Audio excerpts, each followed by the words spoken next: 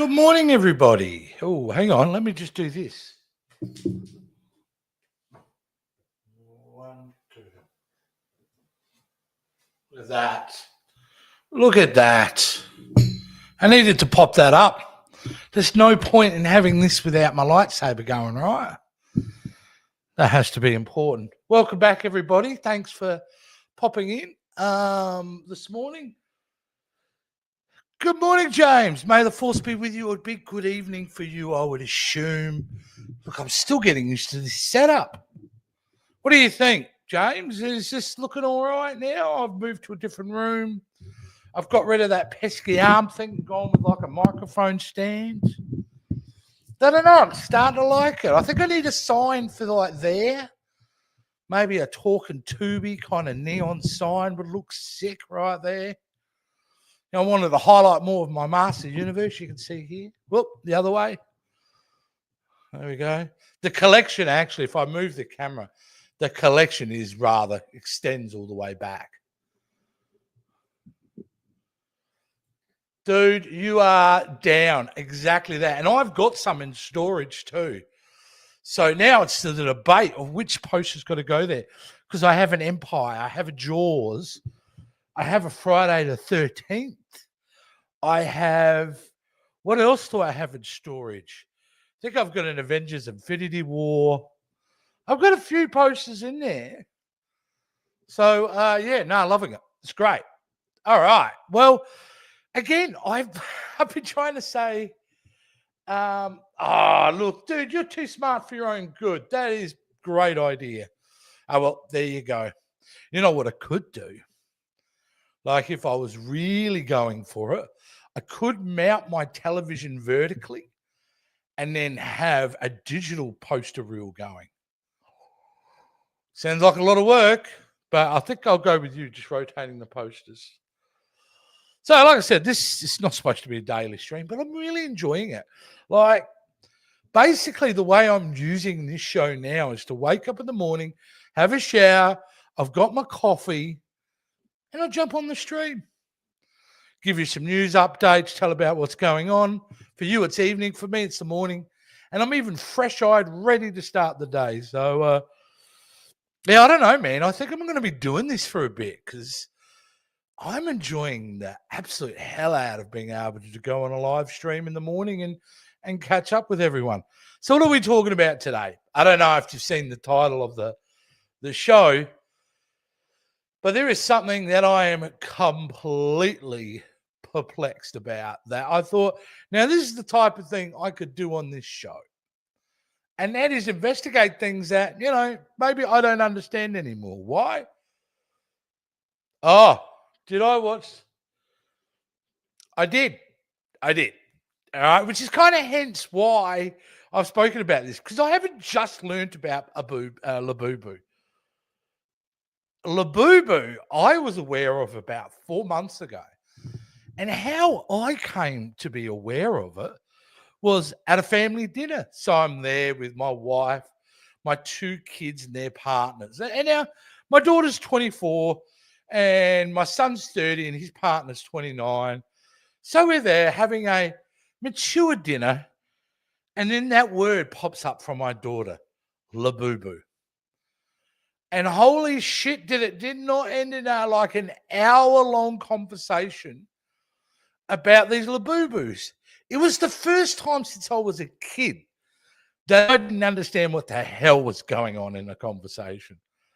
But they were talking about it, and they were talking about it then. And I remember asking them, I don't get it. What is it? What is it? And, they showed me the picture and the dolls and all that. And then, that was that. We kind of let it go. And then about a month later, I get a package that I have to sign for. Like most packages you get, you don't sign for, right? They just get dropped on your freaking doorstep and you grab them. Anyway, I had to sign for this sucker. Frantically, I get a Facebook message from my daughter going, did it arrive? Did it arrive?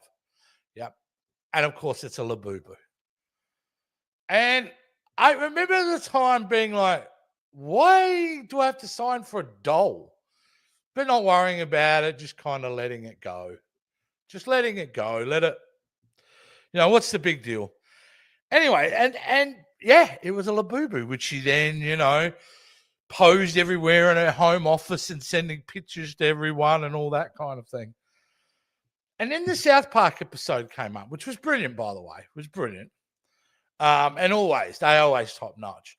But it does go to show, I wanted to kind of get into a little bit more what the Labubus really are about and what is the phenomenon about it. It's not like I'm new to a phenomenon like Labubu. I mean, we could always go back to a lot of things, right, throughout our growing up that we become obsessed about. I mean, dude, I remember when I was a kid, I got obsessed about marbles at one point, like playing marbles at school or Pogs. Now, I wish I had that Millhouse clip. Remember Pogs? Now come in our form. There's lots of things collecting, and Funko Pop vinyls are probably the best example of that phenomenon on people collecting. Oh my God, the Beanie Baby crazy. I was super aware of that because my daughter was super young when that's like a 2000s thing, right? Where just Beanie Babies everywhere. So I remember that obsession as well. What is it about these things that we get obsessed about? I'm not standing here on a higher platform judging it. Hell, look behind me. I'm currently absorbed in a couple of fads, aren't I? Lego, which has become obsession, to master the universe. I'm not alone on this. It's curious why we are so obsessed by these things, and each for their own different reasons. You could argue the reason I'm into Lego or He-Man is because of the past. My obsession with wanting to hold on to the past. That doesn't apply to Labubus or to Funko Pop vinyls. That's not about recapturing past. It can be with the vinyl pop vinyls, but not these. So you know what? Screw it. Because I don't know anything, let's go to the one place where everything knows everything, and that is the internet. So let me share this. Let's get into our screen. There we go. Oh, look at that. Look at that. As you can see here, guys, I'm trying to upgrade a little bit. There you go. There are some links. They will grow. Thanks to James, of course. I'm actually building my Patreon, figuring that out at the moment. So there'll be a lot more stuff coming down. So all right, let's deal with this Labubu nonsense if we can. And so let's go over to Google, and I'm going to zoom this in so hopefully you guys can read it as well. But I put the question is, why do people love Labubu? And one of our AI overlords, all praise AI overlords. I am at your slavery. I'm just protecting myself for the future. People love Labubu because of its unique, mischievous design by artist Casing Lung. Its appeal as a collectible via blind boxes that trigger dopamine. Now we're getting to the source. It's about dopamine levels. And I tell you what, I understand me some dopamine levels. So this is starting to make sense to me already. Its role in expressing identity and building community, its connection to childhood nostalgia and play, its function as a status symbol, and the FOMO. We can't underestimate FOMO, right? Put up your hand if you've been guilty of having FOMO. We all have, right? Shit, right now we've got, my favourite sports team in the world is currently playing finals football. They're on the way to the end of the season. I couldn't get tickets. I got bad FOMO this week because I'm not going to be there live to see the game. We all have FOMO. So, in its variety on social media, all right, and its viral popularity on social media. And James, as always, you're on the money here. I blame TikTok for all these collectible fads. Am I wrong? Would they be as popular if it wasn't for TikTok or other social media videos? Well, today we've got to really consider that, right? We've got to consider the fact that, what social media has done to us in the last 15 years, and it's been 15 years of social media life now, is the fact of FOMO, right? It's FOMO. It's status. It's this bizarre illusion and perception that if you own these trinkets, that you are somehow part of a club or a higher echelon. It's kind of ridiculous, right? I mean, if you actually look at it that way, it's kind of embarrassing. And if you're obsessed by Labubus, even reading this must at least trigger like, oh yeah, okay, I get it. The dopamine levels are really interesting to me though, because how long does that dopamine level last with a Labubu? You unbox it, right? And you go, oh my God, look at this Labubu. Oh, look how good it looks on my desk or on my pillow. Now I've got to take 75 photos of this fucking Labubu and post it up. Like, yeah, it's kind of crazy. But I won't deny the fact they are well designed. Like, the designer knows what he's doing with Labubus. Because whatever you think of them, they have managed to be very smart in creating something cute, ugly, and mischievous. And so I could see from a design aspect, it's pretty clever, right? Because usually the simplest things have had most amount of attention in design. So I'll give them that, even though I never want one of these things. If anyone ever gifted me one of the things, I think that's when I would draw a pentagram on the floor with some cow's blood, a few candles, summon the Labubu demons. I assume that's what you're supposed to do with these things. Ha!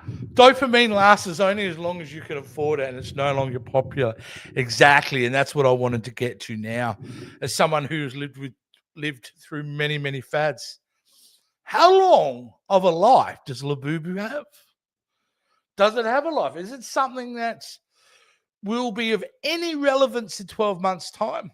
No, because it's also caught in that game of supply and demand, right? At the moment, the demand is high because the supply is low. These are not easy things to get. You can't just walk into the store and buy one yet, but they will, right? Within 3 to 6 months, every corner store, mum and pot shop from a big corporate entity like Walmart, etc. You won't be able to walk into one of these stores without Labubus everywhere. And that's when it'll change, because all of the problems. Supply is good, so the demand goes down, the value goes down, and people just generally move on. And that's also something, it's a product of today, right? Because we are given so much new stuff every other day on the internet. Things don't have longevity anymore. And I've got to say, kudos for making an item that provides absolutely no external value to your life whatsoever, except for the status thing, which is minor. What if they made a Star Wars or Motu Labubu? Would you want one of them? Oh, is this kind of like a gotcha question? Hell no, dude. Nah, not for me. Not for me. Look, they slap a Star Wars sticker on everything now, all right? Everything. I went into what we call Office Works. I don't know what you guys call it over there, Quick Copy or something. It's like you buy stationery and stuff like that. Mate, I walked in there and I was just after a couple of new speakers for my work computer. Mate, there's a whole giant things of Star Wars with Star Wars pencil cases, notebooks, everything. And I certainly don't keep up with that. So no. If Masters of the Universe did it, I would probably go, well, that's an interesting way to go, Mattel. That's one way to garner interest, but I definitely wouldn't buy them. No, not for me. I've actually been really internally thinking about collecting as a whole recently, because I actually know someone who about 5 years ago adapted the minimalist lifestyle. And that is someone who had quite a large collection of football memorabilia and things like that. And he decided after watching a doco that he would get rid of all his possessions of between wants and needs. So he kept what he needed, and what he always wanted and bought, whatever he got rid of. The dude swears by he's a happier man. The dude swears by that it was the best thing he did in his life was stop collecting stuff. That he just only had what he needed in life. And there's actually a science behind that. There is actual evidence that people tend to be happier and suffer less mental health issues with doing that. I always joke with my Lego collection because I always buy Lego as a way to cope with mental health. Like if I'm feeling depressed or stressed or anything like that, there's nothing better to get a thing of Lego, follow the instructions, and just, slowly build these Lego pieces, clicking all the pieces together. It's awesome.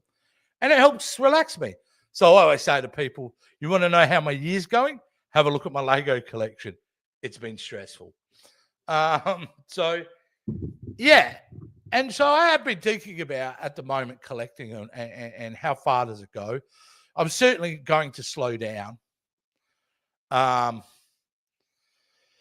Yeah, I don't think I'm going to collect as much. I think I would rather use that time and energy into creating things, because as much as I'm building Lego and creating a whatever, creating visual thing or creating content seems to be the thing over the last few years that gives me the most satisfaction, and has actually had a net positive on my mental health. So I think the focus, I'll find a great piece, I'll collect it, but from now, I think the focus is more energy in what I do online and all that kind of thing, which is great. So yeah, Labubus, I still don't understand it. I still don't understand why they appealed to the young people so much, but I get why it exists. I understand the perceived value behind it. But it is the first time, I will say, in my entire life that I felt completely out of touch with a phenomenon. Like, that's just getting old, right? It's just getting old. Let's move on to, I like to go visit this site. This is my favorite news and television site in the world. I've been visiting this site since its inception, I think in 99 or 98. But I go to joeblow.com because I'm a big fan of joeblow.com. It's an aggregator for legitimate news, so it doesn't source news from clickbait sites. It generally sources its news from the Hollywood Reporter, Deadline, Variety, those type of thing. And if they do a rumor piece, they specifically tell you, hey, it's a rumor. So let's have a look and see what's on the headlines today. This is a good one. PTA's latest is a blistering, intense thriller. Paul Thomas Anderson, one of the great filmmakers of our time. Without question, the dude is just an incredible filmmaker. He doesn't always get it. Like, not all his films are super entertaining and in a way of a spectacle, but damn, they sit with you for a while. They definitely sit with you for a while. So let's have a look at Paul Thomas Anderson has just done a film called One Battle After Another with the great playboy himself, Leonardo DiCaprio. And by the looks of it, the review is pretty good for it. Let's have a look. I'm obviously not going to read it all, but let's have a look at some of these headlines and see what they got to say. Some of these tweets, what do they call their ex-posts? Whatever they call them now, who knows? One Battle After Another might be the best movie released by a major American studio since I started working as a critic before 2010. Distressing how little else comes to mind. Man, like, what? That's a huge statement, right? You're saying it's the best thing that a major American studio has released in 15 years? That's a big call, dude. That's a big call. Let's see whatever Jordan Kemp has to say. Jordan Kemp says One Battle After Another is a blisteringly intense, unnervingly hilarious thrill ride through the rot of America's tyrannical, xenophobic underbelly. PTA barely lifts a sentence from Vineland to create a world of his own, both frighteningly recognizable and surprisingly tender. Wow. They really are They're hitting it here, James. They're really making these bold statements. That is a bold statement. All right. So let's hear what Simon Thompson has to say.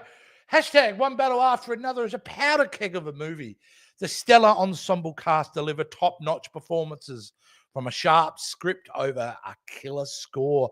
Paul Thomas Anderson's chaotic, engrossing opus is a wild ride. Masterful filmmaking that could have been a mess in the wrong hands. PTA is dropping science, apparently. He's doing well. I mean, there's some more as we keep going on. I'm not going to read them all, but let's have a look at a couple more. One battle after another is surprisingly funny and fresh while weighing heavy on its audience. One of the best of the year and of Paul Thomas Anderson's filmography. Leonardo DiCaprio is deliciously unhinged, but this movie belongs to Tiana Taylor, Chase Infinity, and Regina Hall. Wow. That feels like a question for Jeopardy. Name 3 actors likely to have slept with Leonardo DiCaprio. Oh, sorry. Jeopardy would be Tiana Taylor, Chase Infinity, and Regina Hall have all slept with this celebrity. I'll take it for 200. Who is Leonardo DiCaprio? Paul Thomas Anderson's One Battle After Another rips. A riveting masterclass in handling absurdity, satire, and suspense. DiCaprio is in top form. Tiana Taylor is a standout. Chase Infinity is a revelation. She steals the show. Johnny Greenwood's score hits like no other. Well, you know what? That is great news because as much as I think they are really going to sell this, that's what I want. This is the type of filmmaking I want. Don't get me wrong. I love IP. My life is about IP entertainment. I love it. Star Wars, Star Trek, Master of the Universe, Marvel, DC. I live for that stuff. But I desire this stuff. Original ideas, not based on an IP, not part of an overall global marketing campaign, but real stories that capture the audience.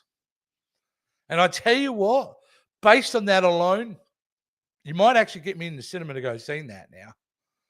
Not a film that was on my radar to go and see, but if it is what they're saying it is, I think I might go and get a ticket.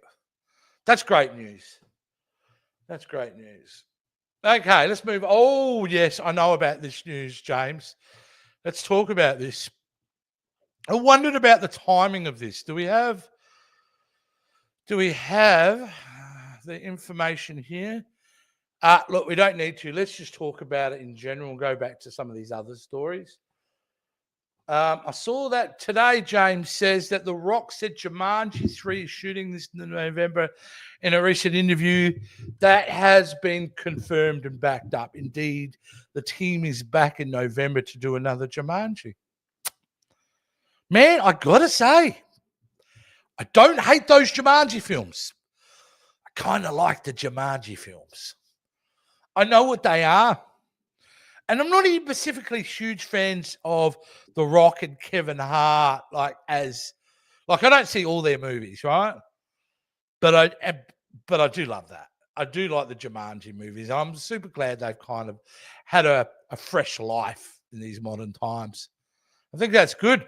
But The Rock, man, I think he's got bigger fish to fly at the moment. The rumors are going around that he indeed is absolutely shooing for an Oscar nomination. Wow. Now, what's the movie called? The Machine? Is it called The Machine, I think? Where he plays that real-life wrestler. And he looks the part, don't get me wrong. But, gee, it's a morning of bold statements, right? Like, people saying that he's going to win an Oscar. I mean, it'd be a great fairy tale story. But, it's a bit early to be making those claims for, right? All right, what else we got here? We can't go past this little rumor, can we? And again, see how what I love about these guys is they'll tell you it's a rumor. Like, they won't try to spin it as real news. They'll actually say it's a rumor. A new Jurassic World movie is reportedly in the works with Scarlett Johansson returning to star. The Smashing Machine. Yes, I do want to see that. Looks rad. All right, guys out there. I don't know if everyone saw Jurassic World Rebirth this summer. I saw it and I left thinking, why does this movie exist? I think I'm so done with the Jurassic format. What film was that? Was that the 7th film in the franchise? That was film 7. And now we're going into film 8. Like, I'm sorry, Scarlett Johansson. I loved you as Black Widow. I can usually buy you as an action hero, but I couldn't buy you as an action hero in that movie. You seem to be the one person that was miscast in that movie. I'm done with Jurassic Park. I don't give a shit about the dinosaurs. They've never given us what we really wanted, was that worldwide, like, humans versus dinosaurs globally. We're not going to get that. It's a franchise that kind of needs to go away, don't you think? I don't know. Maybe it's just me. Well, it's not just me. I'm dinosaur that. You're dinosaur too as well, James. I didn't like the 3rd Jurassic World, and I didn't see the new 4th movie.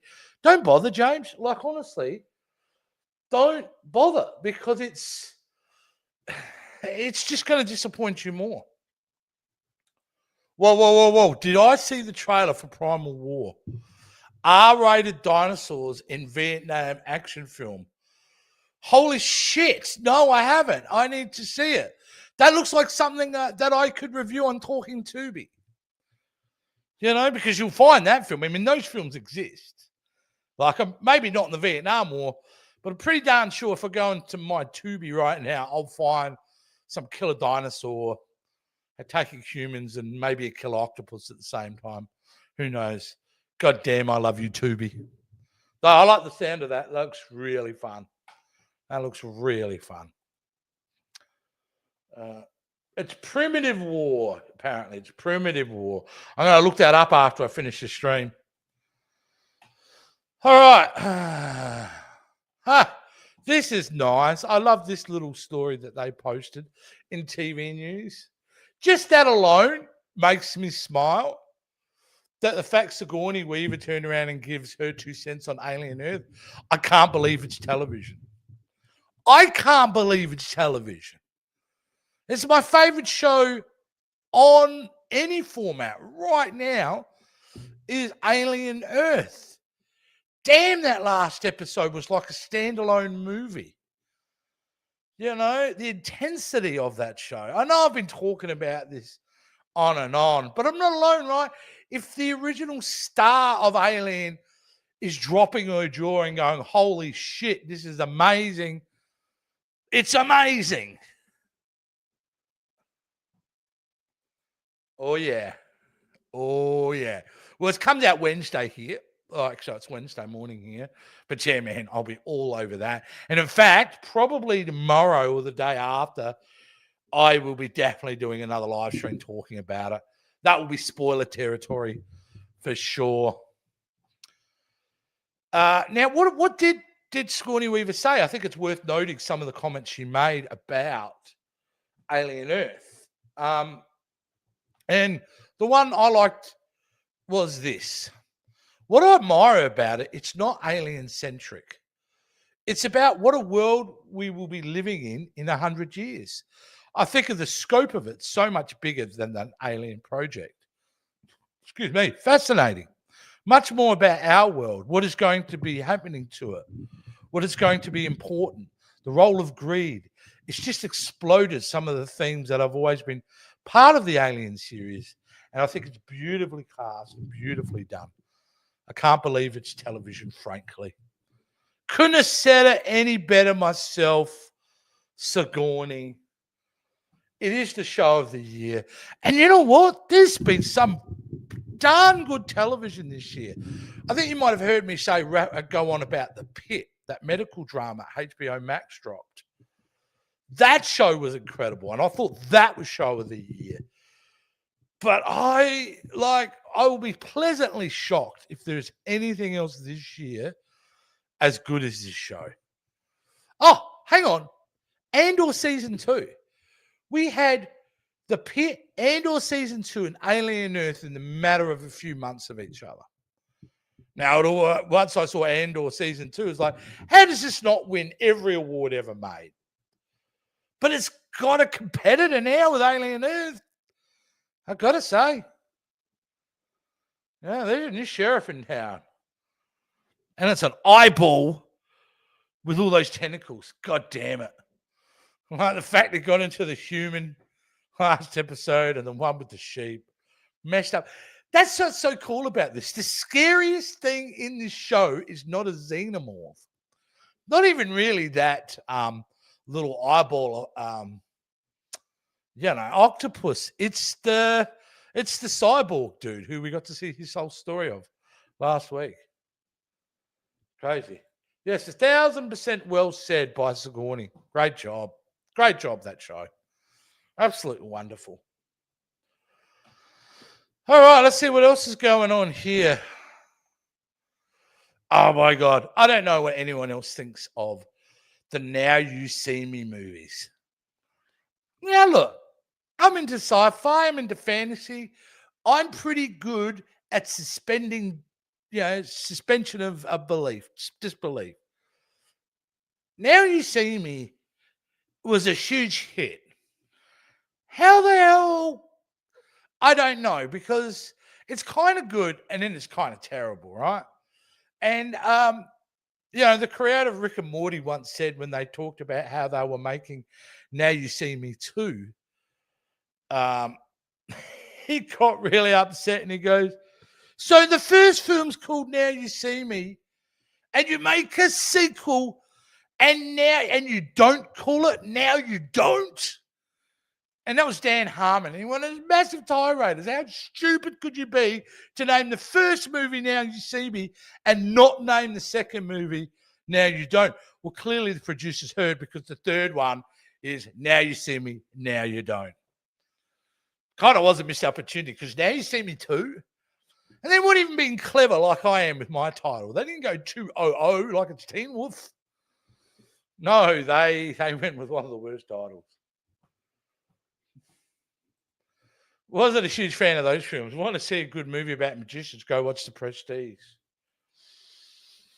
You don't watch The Prestige, you experience The Prestige. One of Christopher Nolan's forgotten about films. But it is as good as any, well, not all of his, some of his films are better than others, I've got to admit that, but it's a great film. David Bowie, oh, yeah. I loved it, Christian Bale, Hugh Jackman. Absolutely incredible film. Yes, that is the only film you want to watch about magicians. John Travolta's still around. He's still making movies. Wow. All right, Tom Holland on Spider-Man Brand New Day. He claims we are shooting gold. Why would you say that, Tom? Is it because potentially you're a producer on this film and you have financial invested interest in making sure this thing makes a boatload of money? I'm sure he's going to say it's shooting gold. Oh, my, look at this. Holland's, oh, mate, I like you, but I ain't reading that. It's too early in the morning to read all that. But what I will say is some of the rumors here. It's been rumored, and I'll read this part because I think this is actually the most fascinating. So lead actor says the movie he's making is great. Wow. News of the day. But this seems like interesting news this year. It's been rumored for months that lower-level villains, Tombstone, Tarantula, Boomerang, and Scorpion, will appear in the film. The Scorpion part of the rumor has since been confirmed, and industry scooper Daniel Richmond, don't know who he is, recently asked another name on the list, Ramrod. The involvement of Tombstone, Tarantula, Boomerang, and Ramrod has not been confirmed, though neither has the persistent and sometimes denied rumor that the crime lord villain Mr. Negative will play a part in this film. We'll have to wait and see about some of these characters. But a film that involves Spider-Man, the Punisher, the Hulk, and Scorpion already sounds like a fun time. It does, right? I think they're just going to throw everything at the wall. This must be a situation where all the villains come to attack Peter at once, or something like that. So I mean, I like the idea of it, and it's going to be big and spectacle and all that. I wonder though if this is his swan song. Has he signed up for more than one film, or was this a one and done? Where look, I'll come back for number 4. You pay me an obscene amount of money, and then I'm done. Be interesting. But they're filming it, and mate, we'll be seeing it in 9 months' time. You know, people go, wow, how can they do the turnaround so quickly? Because the CGI part of this film has been already started worked on a year ago. And that's something I've noticed in the last 5 years. They've kind of, before they would shoot the film and then do a lot of the CGI work after in post. But it's almost happening in tandem with pre-production and principal photography now that the CGI teams all around the world, including my hometown, are at work on all the key action scenes and moments. Very different now, you know. But, you know, we'll see what happens. Well, you got the double dip. You're talking Disney, but Sony has to pay for a lot of this as well. You know, it's Sony and a Disney thing. So they both have invested interests. You know, one thing Kevin Feige once said about superhero film and the competitive nature is that you don't want to be rooting for any superhero film to fail, whether you're involved in it or not. Because, you know, right, you know, the fact of the matter, if a DC film does really well at the box office, that's good for Marvel, it's good for Sony, it's good for everyone. Like, if Spider-Man Brand New Day is $1 billion film, man, like, even DC is going to be happy about that. Because what it means is it gets people back into the superhero genre, and they're more likely to go to see the next superhero film that'll come out. And the trends have worked in that kind of favor. So, yeah, everybody wants this film to be good, especially me, because if it's a dud, then it's going to be, why did you come back? Why did you come back? You've done 3 great films. Why did you come back for the 4th? Hopefully, we're just all cheering it and saying it's amazing. We'll get to see. But, yeah, that's the film when I was talking about how there seems to be a long gap between films for Marvel. I totally spaced on this film. Even though I do see it as a Sony film. I can't help it. I see it as that. Lego unveils this $1,000 Death Star set, and it's one of their biggest ever. Okay. 2 of my favorite things all in one. Good morning, oddball. Good day, sir. I hope you're having a great day out there. I don't know if you're working in an office or you're working outside or what. You got the day off, I don't know, but I hope you're having a blessed day, sir. Okay, here we go. New Death Star. Okay. Over $1,000. So here in Australia, that's probably $1,400. Not the most expensive Lego set I've seen around there. But look at this thing. Is this not a thing of beauty? Look at the shuttle bay and the ship and the throne room up the top. There's a trash compactor down the bottom there. Great hallway scenes. Even the thing in the middle here where Obi-Wan has to turn that thing on. This is a beautiful Lego kit. It is gorgeous. And I agree with you, mate. That's no moon. That requires a small personal loan from a unreputable person to afford to pay for it. No, yeah, damn. I don't think I'll have them. It's gorgeous. Oh, I must have it one day. I've got to get the tipping thing going on here in my Patreon. Maybe I can arrange enough to pay for it. I'll need more than a couple of viewers at a time, but what are you going to do? So that's really cool. Super expensive. That is the problem with Lego, though. It's not cheap. Hey, can I just show you something? Let me just grab something.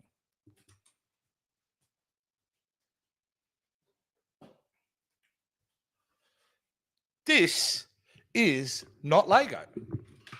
This is, well, let me get it in frame properly and then put my headphones back in. But this is the He-Man Power Sword, right? This was not because Lego does not have the Master of the Universe license. I couldn't, the only people that made anything Master of the Universe that in the building thing was Mega Bloks. Let's bring this back a bit more so we can see it. Mega Bloks. And I'll tell you what, this Power Sword's pretty rad. It's pretty intricate, made up of, I think, over 1,000 pieces. And it's really great. Now, if I was to buy this with Lego, you would probably say, oh, that's a $250 piece. Something like that. It's pretty weighty. It's pretty big. Mega Bloks, man. It ain't Lego. But for $79, you can't go wrong. The Havoc staff, Skeletor's Havoc staff, which is behind me there next to the lightsaber, $40. That would have been a $200 piece. Sure, it's not the build quality of such as, as Lego. Like, there's no doubt. Like, the pieces fit better with Lego and all that. But hell, it's a good, cheap alternative. And, it had licenses that, that Lego didn't have. Look, my camera moved there. Look at that. Bad camera work. There we go. We fixed that. So, yeah, it's pretty crazy. And I think with Lego now, they will get to a point where it will become oversaturation point, where everyone will get sick of it. And you could say the announcement of the Enterprise D from Star Trek: The Next Generation will bring in a whole new fan base. I'm sure it will. But, sometimes you get overwrought. Hey, look at this. The Conjuring TV series finds writers and showrunners. I was going to talk about this story, and I probably should bring up Box Office Mojo, but are you aware how much money The Conjuring made over its opening weekend internationally? I think close to $130 million. For a fairly moderately budgeted horror film franchise that's on its fifth iteration or fourth iteration. That's good. Now, I'll be honest with you, me and the wife don't mind the Conjuring movies. We've been to a couple of them at cinemas. Because, they're not the scariest things in the world, but they're also pretty damn cool. I enjoy them. So the fact they're doing a TV series. Now, I assume the TV series will be either a prequel or whatever. I mean, unless they've signed up to be in it. I'm not sure if the lead actors are going to do it. I was under the impression they were probably done. But The Conjuring as a franchise was brilliant, wasn't it? Like the first film, just a runaway film. And how many spin-offs did we get? We got The Nun. We got... it's not Abigail, because I know the movie Annabelle. We've had The Doll, we've had The Nun, we've had spin-offs, and all been commercially successful. So you are right. They conjured up a pot of gold. They definitely did. Great stuff. Great stuff. Well, guys, I'm about 45 minutes in. I didn't want it to go to an hour each time. James, you're a legend, mate. Thanks so much for popping around and hanging out with me. It's great to hang out with you and everyone else who drops in or watches this later on. Like I said, this is kind of a happy accident. I started doing this a couple of weeks ago, and I love it. It's a great way for me to start the day. See, right now, it's 8 a.m. here in Australia, where I am. So now I'll finish this. I'll go into my work office. I'll start editing, start my work for the day. But at the same time, I feel like I've achieved something, be able to connect with you, have a chat, talk about movies, talk about Labubus, talk about Lego and all this other stuff. So you never know. You might see me tomorrow. You might see me the day after, because I think I'm getting addicted to this. All right, guys. Thanks for hanging. Thanks, James. Yes, you have a good day, mate, as well. Don't forget Bluey is a girl. Damn it. I misgendered Bluey. I can feel the lefties surrounding my house now. I'm a lefty too. But still, can't trust your own kind sometimes. They're scary. See you guys.